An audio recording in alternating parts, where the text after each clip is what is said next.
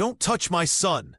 The billionaire's wife's scream echoed through the mansion walls, shattering the morning calm with raw maternal fury. Her accusation against the innocent black maid would set in motion a chain of events that no one could have predicted. Least of all, the wealthy family who thought they controlled every aspect of their carefully curated lives. The doctor's revelation would soon turn their world upside down, exposing truths that money couldn't bury. Before we begin, make sure to subscribe to the channel and comment where you're watching from. Under the golden chandeliers of the Astoria Grand Hotel, the laughter of New York's elite was pierced by the desperate wails of a baby.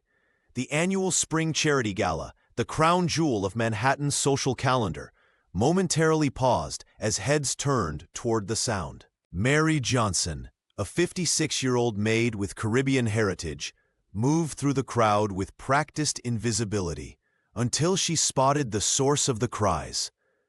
Behind the magnificent floral arch, partially hidden from the champagne-sipping guests, lay a squirming infant in a hand-stitched cashmere blanket. Mary glanced around, searching for any panicked parent, but saw only the backs of socialites engrossed in their conversations. With the instinct of someone who had raised children of her own, she bent down and gently lifted the baby. There, little one," she whispered, her weathered hands cradling the child with natural grace. The baby's cries softened immediately at her touch, tiny fingers curling around her thumb. Mary's face softened, memories of her own lost child flickering briefly across her features, before she pushed them away.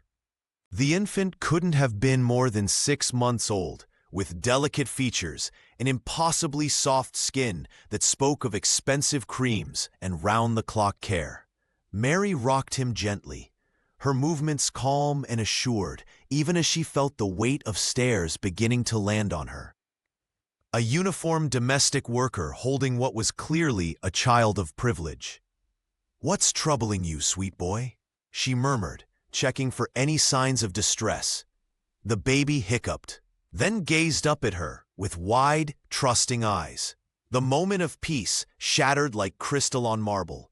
"Don't touch my son." The voice cut through the murmuring crowd, sharp as a blade and just as dangerous. Jennifer Smith, wife of billionaire Robert Smith, stormed across the ballroom, her designer silk gown billowing around her like storm clouds. Her perfectly made-up face was contorted with fury, eyes blazing with an intensity that made several guests step back. Mary stood her ground, though her heart hammered against her ribs. She'd worked in wealthy homes long enough to recognize the particular brand of entitlement that radiated from Jennifer. The kind that viewed staff as simultaneously essential and invisible. "I found him crying alone, ma'am," Mary explained quietly, her dignity intact despite the public spectacle unfolding. Jennifer reached for the child, manicured nails flashing under the chandelier light. "Give me Caleb, now." The ballroom fell silent. 300 of New York's wealthiest citizens froze in place, champagne flutes suspended midair, conversations abandoned. All eyes locked on the tableau of contrasts, the elegant socialite and the Caribbean maid, both holding their ground, with the trembling infant caught between worlds. Gasps rippled across the ballroom as Jennifer Smith yanked the baby away, her voice trembling with accusation. "How dare you hold him like that?" The orchestra's music faltered, the violinist's bow freezing mid-stroke. The room seemed to shrink around them, hundreds of eyes boring into the confrontation, unfolding on the gleaming marble floor. "I was only trying to help, ma'am," Mary whispered, her Caribbean accent thickening with emotion. Her weathered hands, now empty, trembled slightly at her sides. The wealthy guests of the Astoria Grand Hotel formed a perfect circle around them, cocktails suspended in manicured hands, conversations evaporating into the tension-filled air. But little Caleb Smith only howled louder in his mother's arms, his face turning an alarming shade of crimson. His tiny fists reached desperately toward Mary, fingers opening and closing in frantic need. Jennifer bounced him awkwardly, her silk gown rustling with each movement, but his cries only intensified. "He wants you," Robert murmured to his wife, stepping forward from the crowd. His calm demeanor contrasted sharply with the chaos unfolding. "Perhaps we should let Mary—" "No!" Jennifer hissed, adjusting her diamond necklace with her free hand. "He's just overtired. Everyone is staring, Robert." Her eyes darted around the room, calculating the social damage unfolding in real time. The tension was electric. Mother and maid stood locked in a silent battle for the boy's comfort. One woman draped in designer fashion and social privilege, the other in a simple black uniform that rendered her nearly invisible to the elite gathering. Yet in this moment, Mary stood illuminated by the spotlight of conflict. "Mrs. Smith," Mary said softly, her dignity intact despite the public humiliation. "I believe he might be hungry. He hasn't eaten since before you arrived." Something flashed across Jennifer's face, recognition perhaps, or shame, before hardening again into defensive pride. She adjusted her grip on Caleb, who continued reaching for the maid with increasing desperation. Michael Brown, the house chef, appeared at Mary's side, offering quiet support with his presence. He'd witnessed this dynamic before in the Smith household kitchen, where status and truth often collided. "Perhaps we should continue this discussion somewhere private," Robert suggested, his businessman's instinct for damage control kicking in. He placed a firm hand on his wife's elbow, guiding her toward the exit. As they moved through the parting crowd, Caleb's sobs echoed against the crystal chandeliers. Mary followed several paces behind, her head held high despite the whispers that followed in her wake. The battle lines had been drawn in this most public of arenas, but the war for Caleb's well-being was just beginning, one fueled by status, the other by something deeper and unspoken. Robert Smith stepped forward through the crowd of onlookers, his tailored suit a stark contrast to the chaos unfolding before him. The security team hovered uncertainly at the edges of the confrontation, awaiting instructions. With the practiced calm of a man accustomed to diffusing high-stakes situations, Robert placed a gentle hand on his wife's shoulder. "Jennifer," he said quietly, "perhaps we should let Mary stay with Caleb for a moment. Look at him." The baby's cries had indeed softened the instant Mary had taken him back. His tiny fingers clutched at the fabric of her uniform, his face burrowing into her shoulder as if seeking sanctuary. "This is ridiculous," Jennifer hissed, but her voice lacked conviction. The socialite's perfectly manicured nails dug into her palm as she watched her son respond to the maid's touch. "We can handle our own child." Robert guided his wife several steps away from the curious eyes of New York's elite. The orchestra had resumed playing. Though conversations remained hushed, attention still fixed on the drama unfolding by the entrance. "Let's not make more of a scene," he murmured. "Mary, would you mind staying just a little longer, at least until he settles?" The Caribbean woman nodded, her expression neutral despite the tension crackling through the air. She began a gentle swaying motion, humming softly to the infant who was already growing quieter in her arms. Later that evening, in the privacy of their limousine heading back to the mansion, Jennifer's composure finally crumbled. Her hands trembled as she removed her diamond earrings. "I don't understand it," she confessed, unable to meet her husband's eyes. "He's been like this since birth. The doctors say he's perfectly healthy, but he cries constantly with me. With the nannies. With everyone except—" She couldn't bring herself to finish the sentence. Robert watched his wife carefully. Behind her indignation, he recognized something he rarely saw in Jennifer: raw fear. The billionaire reached across the leather seat to take her hand. "Has Caleb been unwell? You never mentioned anything." Jennifer stared out at the passing city lights. "Nothing serious. Just colicky. Fussy. But when Mary holds him," she swallowed hard, "it's like he knows her somehow." "She's good with children," Robert offered. "Experienced." "It's more than that," Jennifer whispered. "I'm his mother. He should want me." The unspoken truth hung between them. Caleb responded to Mary in a way he never had to Jennifer, and neither of them understood why. As the luxury vehicle pulled into their driveway, Robert made a mental note to speak with Mary privately. Something deeper was at play, and for the first time, he felt a strange unease about the perfect family image they'd worked so hard to maintain. Mary found herself walking a precarious tightrope in the Smith household after that fateful night. The mansion's marble halls, once merely her workplace, had transformed into a battlefield where her every movement was scrutinized with hawk-like precision. The 56-year-old maid was tolerated solely because little Caleb responded to her in ways that bewildered the family, a fact that both protected and endangered her position. "Watch how she holds him," Jennifer whispered to another staff member when she thought Mary couldn't hear. "She's trying to turn him against me." The mistress of the house moved through rooms like a gathering storm, her elegant posture betraying the tension coiled within her slender frame.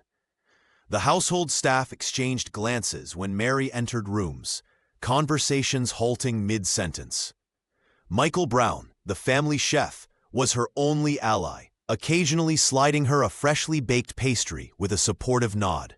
"Don't let them get to you," he murmured during a rare quiet moment in the kitchen. "That child needs you."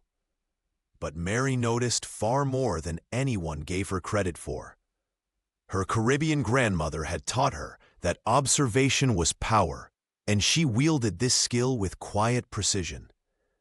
During her evening duties, she discovered a locked cabinet in Caleb's nursery, its brass key hidden beneath a false bottom in Jennifer's jewelry box. One afternoon, while the socialite attended a charity luncheon, Mary's curiosity overcame her caution.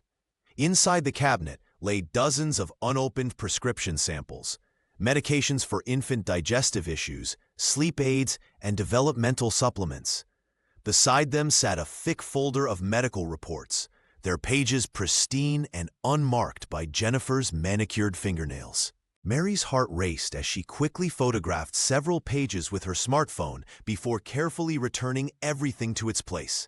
That night, after finishing her duties, Mary sat in her modest quarters and began a secret journal. In careful handwriting, she documented Caleb's symptoms, his unusual rashes after certain formulas, his startled reactions to sudden noises, his preference for being held upright rather than cradled. She noted the times Jennifer refused to acknowledge these signs, dismissing them as normal baby fussiness.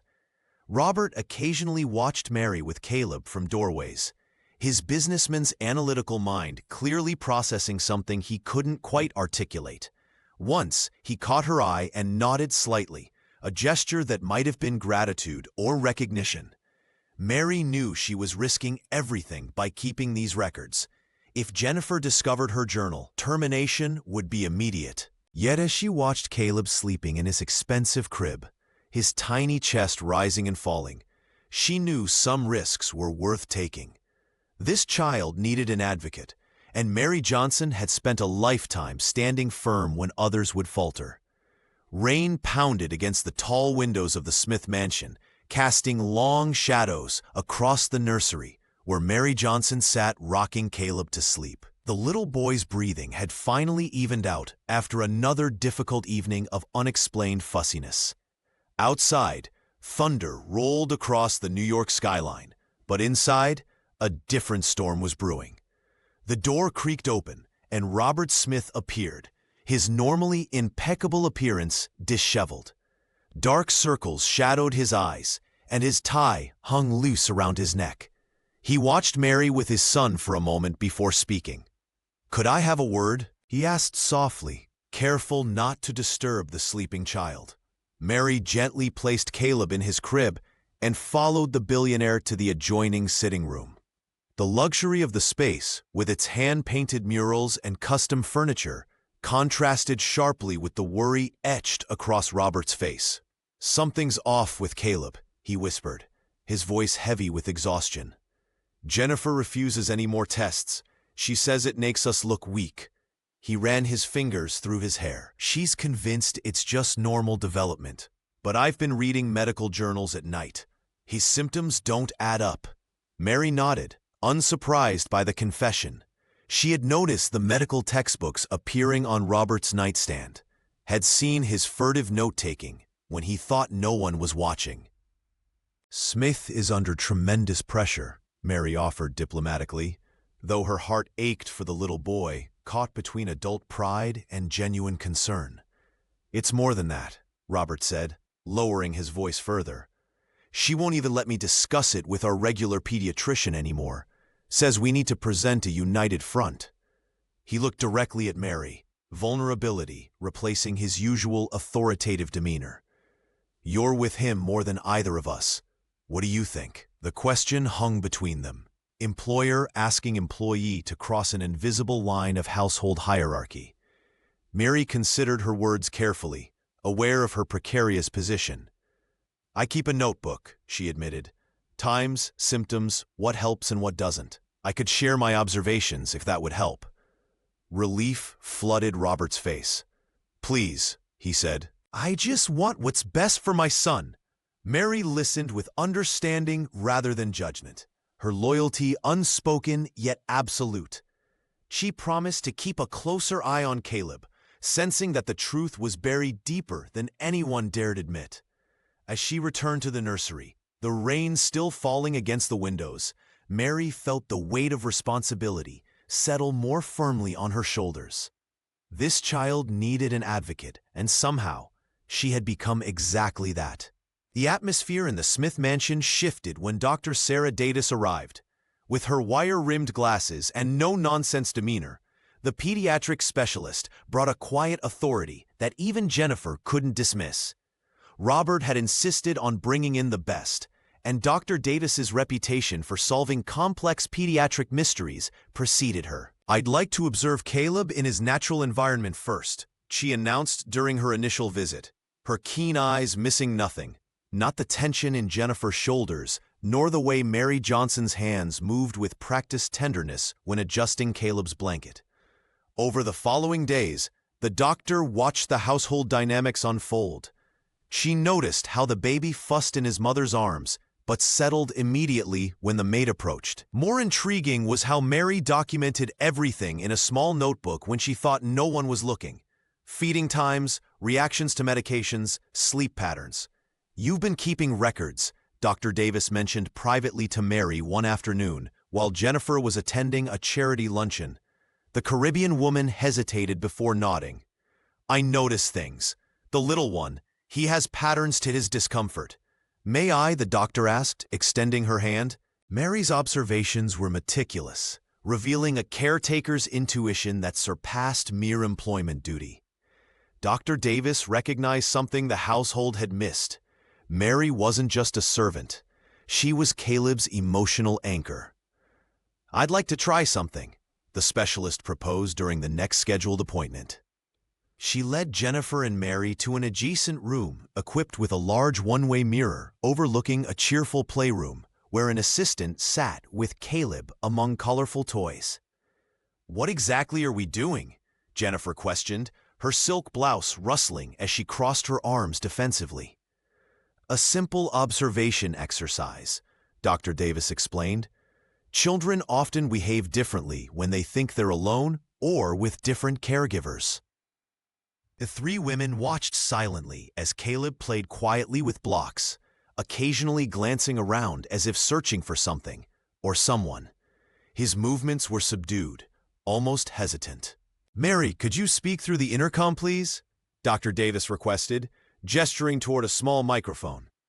"Hello, my sweet boy," Mary said softly into the device. The transformation was immediate and undeniable. Caleb's entire body perked up, his eyes widening with recognition and delight. He abandoned his toys and crawled eagerly toward the sound, babbling excitedly, his little hands reaching out as if trying to find her. Jennifer's face tightened, a complex mixture of jealousy and distress washing over her features as she witnessed the undeniable bond between her son and the maid. "This is quite remarkable," Dr. Davis noted, her professional tone barely masking her fascination. "Caleb clearly has a profound attachment response to Mary's voice." The doctor's experiment had revealed what everyone sensed but no one had dared acknowledge. In Caleb's world, Mary wasn't the help, she was home. Caleb toddled toward the mirror with unsteady steps, his small hands reaching out until his palms pressed flat against the glass. His eyes lit up with recognition, and then it happened, the moment that would change everything. "Ama," the word burst from his lips, clear and deliberate. Not Mama for Jennifer, not Dada for Robert, but Ama, his special name for Mary Johnson. The staff members present in the observation room gasped in unison. The nanny's assistant covered her mouth. The pediatric nurse exchanged glances with Dr. Davis, whose expression remained professionally neutral despite the significance of what they just witnessed. Jennifer Smith stood frozen, her manicured fingers clutching her designer handbag so tightly her knuckles whitened. Her face hardened into a mask of denial, but beneath her perfectly applied makeup, a flicker of fear passed through her rigid posture. This wasn't part of her carefully constructed narrative. This child, presented to the world as her miracle baby, calling out for the maid instead of his mother. "He's just babbling nonsense," Jennifer said, her voice brittle as thin ice. "All babies make random sounds." But Dr. Sarah Davis gently shook her head. "That wasn't random, Mrs. Smith. That was directed communication." He recognized Mary's voice and responded to it specifically. On the other side of the glass, Mary felt her heart simultaneously leap and break. The Caribbean woman's eyes welled with tears she refused to let fall. In that single word, Ama, she heard echoes of her own lost child, of the maternal bond she'd been denied years ago. Now this little boy, born to privilege yet somehow connected to her through invisible threads, had chosen her. Mary realized in that moment that she had become more than just a caretaker to Caleb. She was his lifeline, a presence he trusted instinctively when his world felt unsafe. The weight of this responsibility settled on her shoulders like a mantle she couldn't refuse, even as she understood the dangerous territory she now entered. The stakes had suddenly escalated. Mary felt the risk sharpen around her like glass. She was a domestic worker, an immigrant woman standing against one of the wealthiest families in New York City. If Jennifer decided Mary was a threat rather than an asset, her position and her connection to Caleb could be severed instantly. Robert Smith watched the scene unfold with conflicted eyes, glancing between his wife's hardening expression and the undeniable joy on his son's face as he called again for the woman who seemed to understand him better than anyone. Behind the ornate mahogany doors of the master suite, Jennifer Smith paced frantically. The upcoming charity gala at the Astoria Grand would feature photographers from every major society magazine, and Caleb's unpredictable crying fits threatened her carefully cultivated image. "He needs to be perfect," she whispered, fingers trembling as she reached for the small amber bottle hidden in her vanity drawer. The pediatric sedatives had been prescribed months ago for travel, but Jennifer had begun slipping small doses into Caleb's evening formula. Just enough to ensure he remained docile during important social engagements. Mary Johnson noticed the change immediately. The vibrant little boy who once reached for her with eager hands now seemed perpetually drowsy, his eyes glazed and movements sluggish. During bath time, she observed how he barely splashed or giggled, behaviors that had once defined his personality. "Something's not right," Mary confided to Michael Brown one evening in the kitchen. The chef nodded gravely, having witnessed similar changes. "Trust your instincts," Michael advised, squeezing her shoulders supportively. "You know that child better than anyone." That night, Mary examined the formula canister carefully. Finding nothing unusual, she followed her intuition and replaced Jennifer's pre-prepared bottles with a fresh batch she mixed herself. She added a touch of ginger to settle his stomach, an old Caribbean remedy her grandmother had taught her. The transformation was remarkable. Within 3 days, Caleb's eyes brightened. By the 5th day, he was babbling happily, reaching for toys, and sleeping through the night without medication-induced stupor. Robert noticed immediately, commenting on how engaged his son seemed during their morning routine. "Whatever you're doing, keep it up," he told Mary with genuine appreciation. For one glorious week, the household felt lighter. Even Jennifer seemed relieved by Caleb's improvement, until she discovered the discarded formula containers in the trash. The confrontation exploded in the nursery. Jennifer stormed in, designer heels clicking aggressively against marble floors, waving an empty bottle. "You had no right," she hissed, face contorted with rage.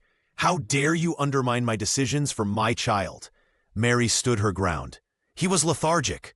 "I was concerned about—" "You're the help, not his mother," Jennifer cut in, voice dropping dangerously low. "One more step out of line, and you're finished here. Do you understand? There are 1,000 women who would take your job tomorrow." Mary's heart raced as she watched Jennifer storm out. She looked down at Caleb, peacefully playing in his crib, blissfully unaware of the storm swirling around him. In that moment, she realized just how precarious her position had become, and how much more than employment was at stake. Mary's position in the Smith household hung by a thread. The confrontation over Caleb's formula had pushed Jennifer to the edge, and the threat of immediate dismissal loomed over Mary like a guillotine. Yet something deeper than employment kept her rooted. She could not abandon Caleb, not when his well-being seemed so precarious.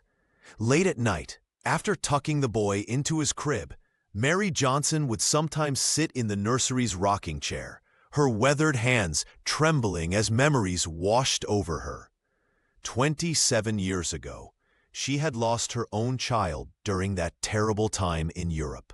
The ache of that absence had carved a hollow in her heart that nothing had ever filled, until Caleb. Looking at his peaceful sleeping face, she made a silent vow to protect him, whatever the cost. "I won't fail you," she whispered to the sleeping child, her Caribbean accent thickening with emotion. With renewed determination, Mary began investigating the shadows of the Smith family. She befriended the household staff who had been there longest, carefully extracting fragments of history during shared coffee breaks. Michael, the chef who had worked for the family for 15 years, proved particularly valuable.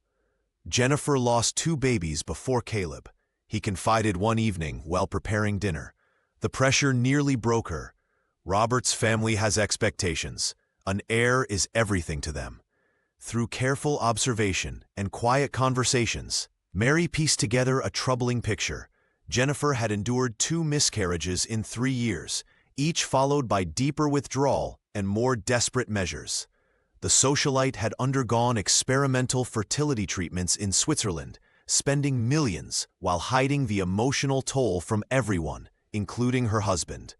The mansion's walls seemed to whisper secrets. Mary discovered old medical reports tucked behind fashion magazines in Jennifer's private sitting room. She found prescription bottles with foreign labels hidden in decorative boxes. Most telling was a torn photograph showing a much thinner Jennifer, supposedly 8 months pregnant, wearing the same designer watch and ring she had worn in photos dated 3 months earlier.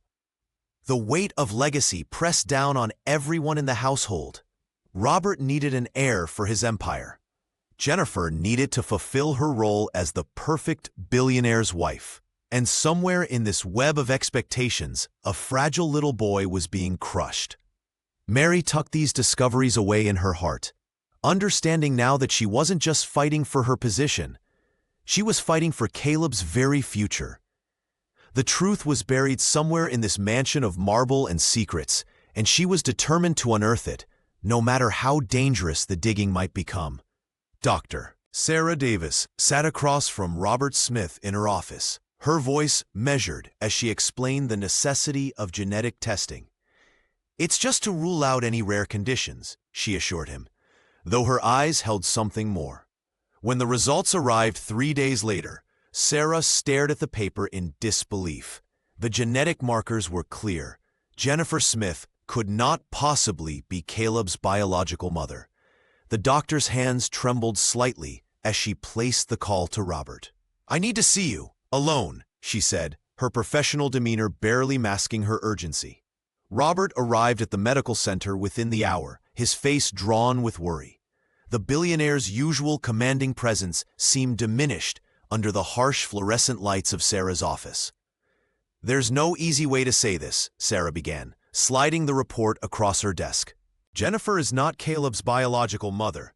There's zero genetic compatibility." Robert stared at the document, his world collapsing into those clinical lines of text. "There must be some mistake," he whispered, but his voice lacked conviction. That evening, the Smith mansion was eerily quiet. Mary Johnson noticed the tension as she tucked Caleb into bed, singing softly until his eyelids grew heavy. Downstairs, she could hear muffled voices from the library. Behind the heavy oak doors, Robert confronted his wife. "I have the DNA results," he said, his voice hollow. "Tell me the truth, Jennifer, all of it." Jennifer's composure cracked like fine porcelain. She collapsed into an armchair, her elegant frame folding in on itself. "We were separated," she began, tears streaming down her face. "You had left me.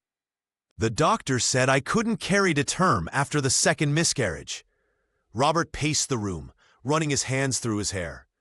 "So you what, bought a baby?" "I found a private clinic in Geneva," Jennifer confessed between sobs. "They arranged everything. When you came back, wanting to try again, I was already showing with a prosthetic. I couldn't tell you. I couldn't lose you or the family name." The truth spilled out in painful fragments. How she'd worn increasingly convincing pregnancy suits. How she'd bribed doctors to falsify records. How she'd flown to Switzerland for a difficult birth and returned with Caleb. "The adoption papers are in a vault in Zurich," she whispered. No one was supposed to know. Robert stood at the library window, staring out at the Manhattan skyline. Everything he thought he knew about his family had been built on lies. Yet somewhere in this house slept a little boy who still needed him. A boy who wasn't his blood, but was still, somehow, his son. "Who are his real parents?" he finally asked. Jennifer shook her head. "The clinic promised anonymity. I never asked." Upstairs, Mary gently closed Caleb's door, unaware that her own story was about to collide with the Smiths in ways none of them could imagine. Jennifer's confession poured out between sobs in the dimly lit library. "I couldn't bear the thought of failing you again," she whispered, mascara streaking down her porcelain cheeks. "After the second miscarriage, the doctor said I might never carry to term." Robert Smith stood by the fireplace, his silhouette rigid against the dancing flames. The betrayal cut deeper than he could have imagined. His wife had orchestrated an elaborate deception, a fake pregnancy complete with a prosthetic belly, carefully timed doctor appointments, and a mysterious 2-month bed rest at their villa in France. "Everyone expected an heir," Jennifer continued, her voice breaking. "Your mother, the board members, the society pages. I thought I wouldn't be able to love a child that wasn't biologically mine. But I was wrong." She looked up, her eyes pleading. "I do love him, Robert, in my way." The billionaire ran his fingers through his salt and pepper hair. "And the birth certificate? The hospital records? All forgeries?" Jennifer nodded, her shoulders slumping. "The best money could buy. I was terrified you'd leave me if I couldn't give you a son." She clutched at the arm of the leather chair, her knuckles white. "The family fortune, our position, everything would be gone." "Where did Caleb come from?" Robert demanded, his voice dangerously quiet. "A private clinic in Geneva. They specialize in discreet adoptions for wealthy clients." Jennifer's gaze dropped to the Persian rug. "The paperwork is in a safety deposit box at Credit Suisse. I have the key in my jewelry safe." Outside the library door, Mary Johnson paused with a tea tray, having heard everything. Her heart raced as memories of Switzerland flooded back, memories she had tried desperately to bury for decades. Meanwhile, Dr. Sarah Davis sat in her office across town, surrounded by medical journals and Caleb's test results. The pediatrician had noticed something unusual in the child's genetic markers, a rare blood antigen common in certain Caribbean populations. She pulled up Mary's employment file, noting her birthplace in St. Lucia. The doctor's mind began connecting dots that seemed impossible. She remembered Mary's reaction when she'd mentioned the Geneva clinic during their last conversation. A flash of recognition quickly masked. "There's more to this story," Dr. Davis murmured. Reaching for her phone, she needed to speak with Mary, alone, before proceeding further. The truth was unraveling, thread by delicate thread, and at its center stood a woman who had spent her life in the shadows of the wealthy, carrying secrets heavier than any service tray. Mary Johnson sat alone in her small quarters at the back of the Smith mansion, hands trembling as she held the photograph she kept hidden beneath her Bible. The image showed a much younger Mary cradling an infant boy, her son, taken from her arms 28 years ago in Geneva. The memories flooded back with painful clarity. She had been working as a housekeeper at a Swiss hotel when authorities falsely accused her of theft.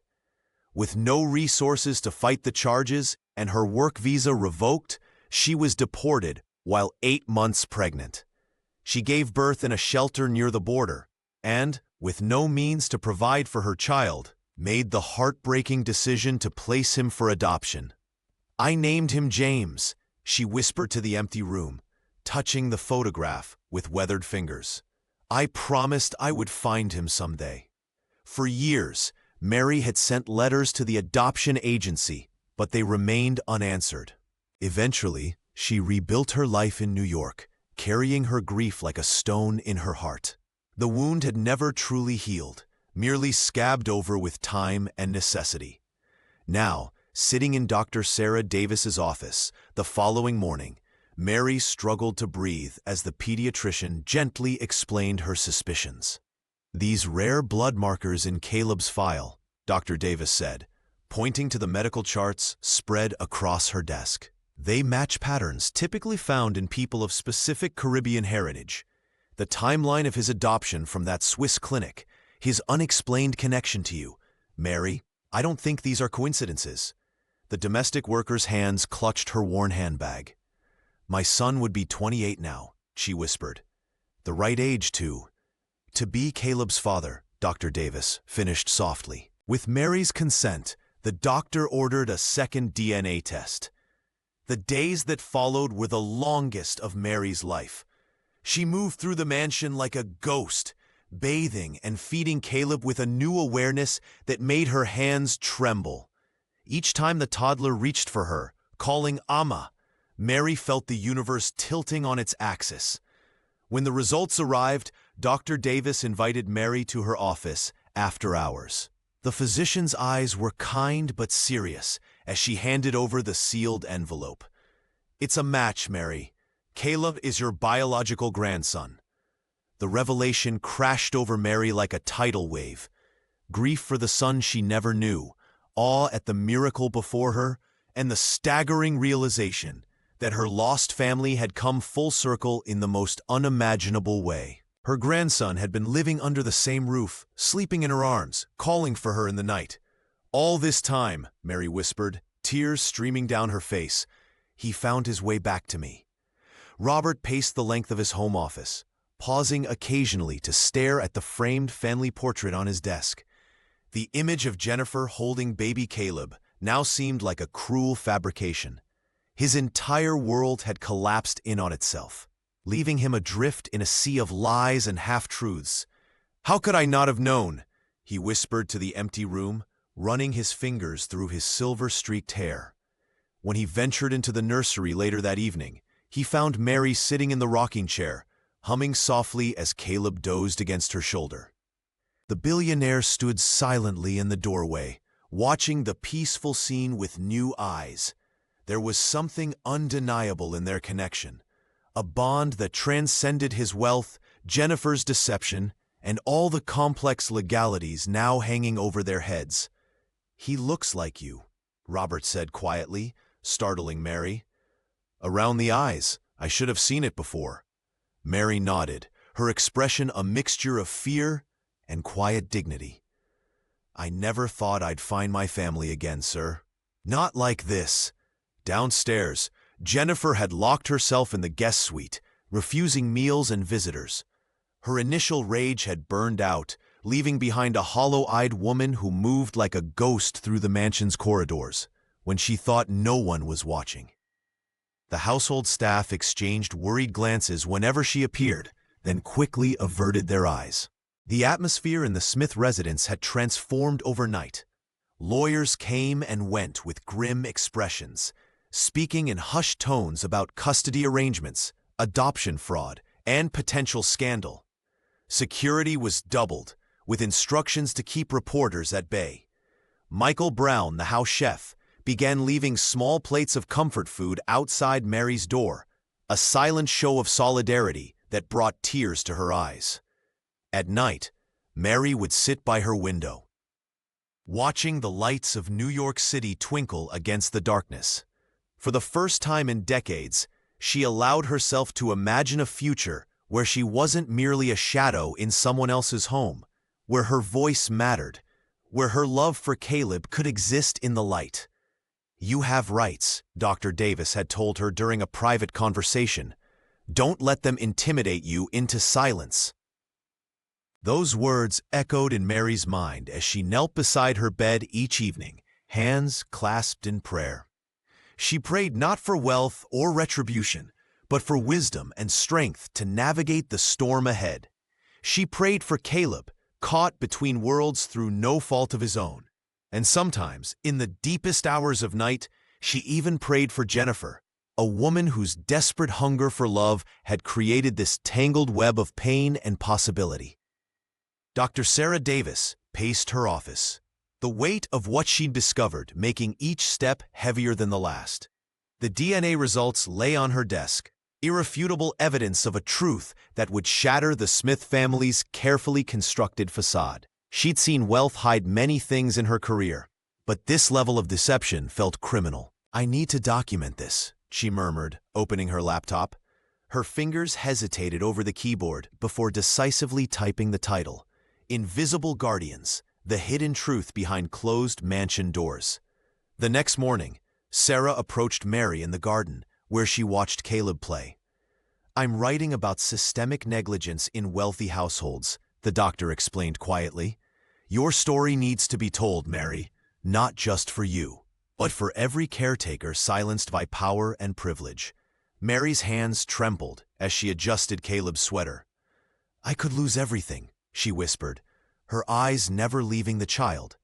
"They have lawyers, money. I have nothing." "You have the truth," Sarah countered, "and you have me. I'll protect your identity until you're ready." That evening, Mary sat alone in her modest quarters, staring at the small framed photo of her homeland, the only decoration she'd allowed herself in 15 years of service. The risks scrolled through her mind like a terrifying newsreel. Deportation, blacklisting, never seeing Caleb again. The Smith family could destroy her with a single phone call. A gentle knock interrupted her thoughts. Michael Brown entered, carrying a steaming mug of ginger tea. The house chef had been Mary's confidant since her first day, the only one who truly saw her beyond her uniform. "You haven't touched dinner," he observed, setting the mug beside her. Mary sighed. "Dr. Davis wants me to speak up. About everything." Michael pulled up a chair, his kind eyes meeting hers. "And what do you want?" "To protect Caleb, to keep my job, to not end up destitute at 56. And to be seen," Michael added softly, "to be acknowledged as more than just hands that clean and arms that hold." Mary looked away, the truth of his words too raw. "You're more than the shadows they keep you in," he said, gently but firmly. "That boy loves you more than anyone in this mansion. That truth deserves light." Mary picked up the tea, letting its warmth seep into her fingers. For decades, she had moved silently through grand rooms, witnessing secrets, absorbing pain, offering comfort without recognition. Perhaps it was time the world understood what happened behind these gilded doors. "If I speak," she finally said, "I speak for all of us." Michael nodded, a smile breaking across his face. "Then speak, my friend. We'll face whatever comes together."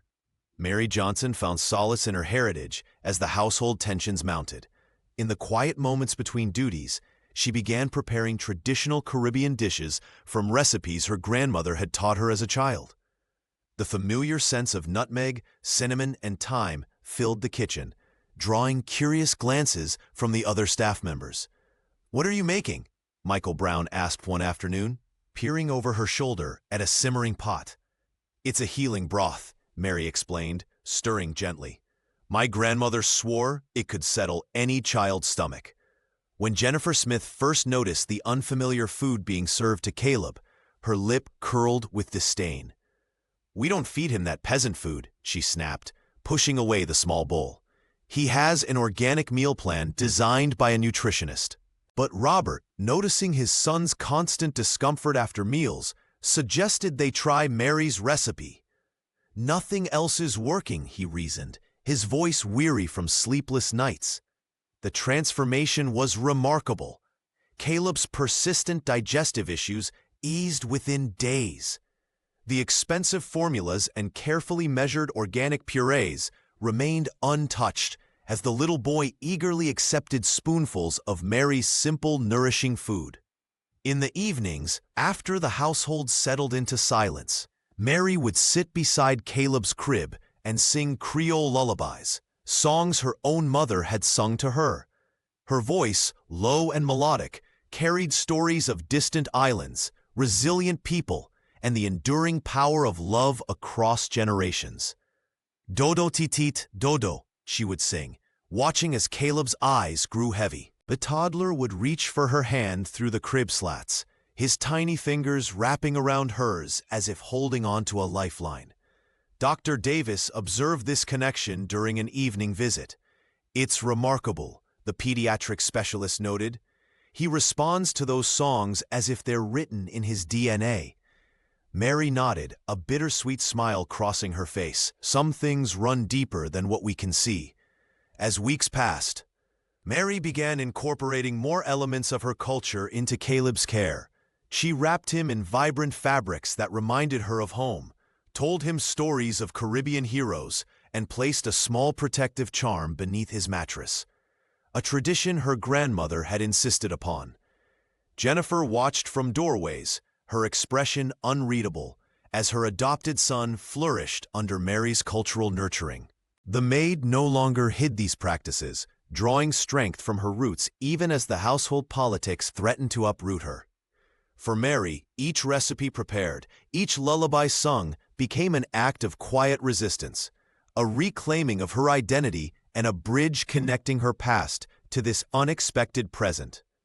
In Caleb's responsive smiles, she found not just purpose, but a profound healing of her own. The invitation to Caribbean Cultural Day arrived in Caleb's backpack, with colorful stickers and a special request. Parents and caregivers from Caribbean backgrounds are invited to share stories, food, or traditions. Mary Johnson smiled as she read it, her weathered hands smoothing the crumpled paper. "I think you should go," Robert Smith said, noticing her expression as he passed through the kitchen. "Caleb would love it." Mary hesitated. "It's not my place to represent the family at school events." "Nonsense," Robert replied, his voice warm but firm. "You're more family to him than—" He stopped himself, but the unfinished thought hung in the air. When Jennifer discovered the plan, her reaction was swift and cutting. "Absolutely not," she hissed, cornering Mary in the hallway. "I'm his mother. I will attend school functions." Her perfectly manicured nails tapped against the wall. What would people think? A morning of Cultural Day arrived with tension thick in the mansion. Jennifer had laid out an expensive outfit for Caleb, complete with a tiny designer bow tie. "We'll show them how a Smith represents culture," she muttered, more to herself than anyone. But when Caleb learned Mary wouldn't be coming, his reaction was explosive. The tantrum began with tears and escalated to screams that echoed through the marble halls. "Want Amma story," he wailed, using his special name for Mary. "Amma songs." Jennifer tried bribes, then threats, then pleading. Nothing worked. The child's face grew red with determination, his tiny body rigid with a will stronger than anyone had anticipated.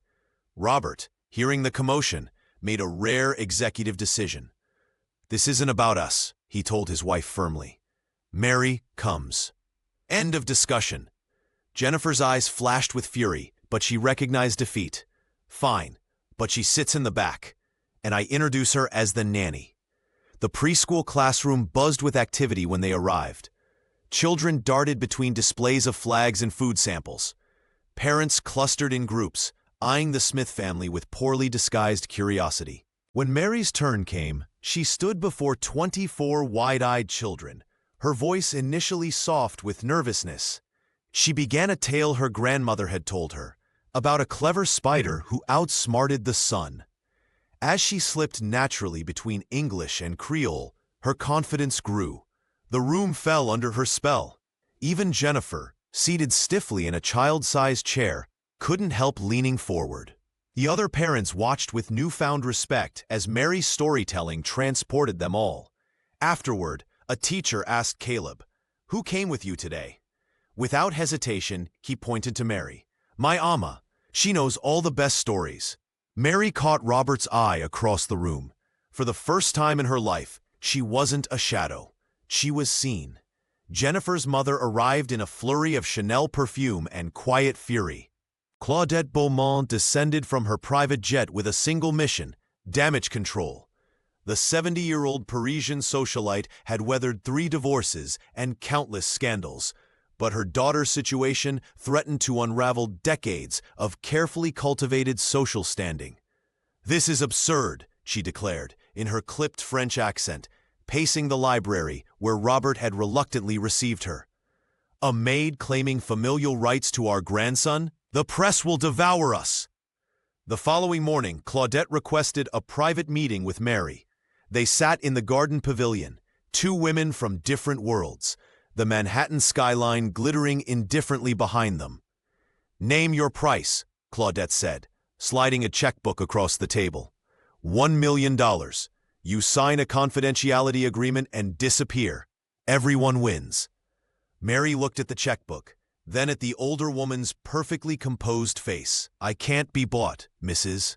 Beaumont. Caleb is my blood." "Blood?" Claudette laughed softly. "Do you know what blood costs in our world? It's currency, nothing more." Jennifer made a mistake, yes, but she is still Caleb's mother in every way that matters legally. Mary's hands remained folded in her lap, steady as always. "Then we'll let the courts decide." The threat hung between them like a storm cloud. Without DNA documentation that hadn't been sealed in the adoption process, Mary's claim remained precarious. Her employment status made her especially vulnerable. Household staff rarely won against billionaires. Robert, however, had begun quietly meeting with family law specialists. He found Mary in the kitchen that evening, preparing Caleb's favorite ginger tea. "My lawyers think we might have a path forward," he said, his voice low. "Joint guardianship, perhaps. It's unprecedented, but so is this entire situation." Mary nodded, grateful but cautious. "Mr. Smith, I don't want to destroy your family. I just want to be part of Caleb's life." "I know," Robert replied, the weight of recent revelations visible in the new lines around his eyes. "And I'm starting to believe that might be the best thing for him." Meanwhile, Jennifer remained secluded in her wing of the mansion, torn between rage and resignation. Her mother's constant pressure only deepened her isolation. The household existed in a strange limbo. Mary still performed her duties, but the power dynamics had fundamentally shifted. She was no longer just staff. She was family, contested though that status might be. The walls between service and belonging had begun to crumble, revealing the simple truth that love recognized no hierarchy. The headlines were merciless. Billionaire's baby drama. Maid claims heir. Smith family scandal exposed. Within 48 hours, the story had spread like wildfire across New York and beyond. photographers camped outside the Smith mansion, their cameras trained on every window, hoping to catch a glimpse of the Caribbean maid who had shaken the foundations of high society. Robert Smith made a decision that sent shockwaves through their social circle. With Jennifer entering a private psychiatric facility in Connecticut, he granted Mary Johnson temporary guardianship of Caleb. The backlash was swift and brutal. Former friends distanced themselves, business associates questioned Robert's judgment, and the Smith family name, once synonymous with power and prestige, began to crumble. "You've destroyed everything we built," Jennifer's mother hissed at Mary during a tense encounter in the foyer. The older woman had flown in from Paris, her designer luggage barely through the door before she launched her attack. "My daughter is ill because of you." Mary stood firm, her voice steady despite the trembling in her hands. "This isn't about destroying anything. It's about what's best for Caleb." The family court hearing was scheduled for a Tuesday morning. Mary arrived early, dressed in a simple navy suit borrowed from Dr. Davis. The courtroom was meant to be closed to the public, but somehow details leaked. Outside, reporters shouted questions as Mary walked the gauntlet to the entrance. Inside, Mary testified for nearly 2 hours. She spoke of finding Caleb abandoned at the gala, of the mysterious connection they shared, of Jennifer's increasingly erratic behavior. When asked about her own past, Mary revealed the painful story of her deportation from Switzerland and the child she had been forced to leave behind, Caleb's biological mother. Robert took the stand next, his testimony measured but emotional. "I've watched Mary with my son," he told the judge. "She provides the stability and love he needs. I'm not asking the court to sever Jennifer's rights, but to recognize Mary's place in Caleb's life." The courtroom fell silent as the judge delivered her verdict. Mary was granted partial custody rights, an unprecedented decision that would allow her to remain in Caleb's life regardless of her employment status with the Smith family. Flashbulbs exploded as Mary emerged from the courthouse. Her name and face would grace newspapers across the country by morning. She had sacrificed her privacy, her anonymity, and technically her job. But none of that mattered as she felt Caleb's small hand in hers, his fingers curling trustingly around her own. Mary Johnson walked down those courthouse steps with her head held high, finally visible after a lifetime in the shadows. The Smith mansion, once a cold monument to wealth and status, transformed into something new. Sunlight now streamed through previously shuttered windows, and laughter, Caleb's laughter, echoed through halls that had known only whispers and secrets. The change wasn't just in the decor, though Robert Smith had indeed removed many of the ostentatious displays of wealth that Jennifer had insisted upon. The transformation ran deeper. Robert stepped away from his company's day-to-day operations, delegating to trusted executives while he focused on what truly mattered. He could be found most mornings in the garden with Caleb, teaching him to identify birds or plant seedlings. The business magnate who once measured success in acquisitions now counted it in his son's smiles. "I never understood what I was missing," he confided to Mary Johnson one evening as they watched Caleb sleep. "All those board meetings seemed so important then." Mary nodded, her wisdom quiet but profound. She had been given a small suite of rooms adjacent to Caleb's, no longer relegated to the servant quarters, whose position had evolved into something between family member and guardian, a role without precedent in the household, but one that felt increasingly natural. Jennifer's journey proved more complicated. After 6 weeks in an exclusive treatment facility, she began twice-weekly supervised visits. The first few were stilted, painful to witness. She arrived overdressed, bearing expensive toys that Caleb showed little interest in.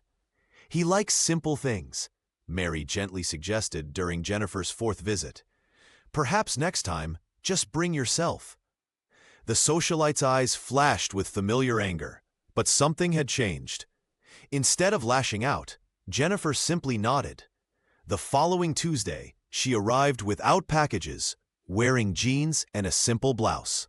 She sat on the floor with Caleb and asked him to show her his favorite books. When he brought over the handmade storybook about Caribbean islands that Mary had helped him create, Jennifer listened attentively as he explained each page. Later, as Mary prepared to leave them for their private time, Jennifer caught her gaze. "Thank you," she said, the words clearly difficult but sincere, "for loving him when I couldn't." Mary paused at the doorway. "He has room in his heart for both of us." It wasn't forgiveness, not yet, but it was acknowledgement. The two women who had once been locked in bitter opposition found themselves navigating a careful truce, bound by their shared love for a little boy who needed them both.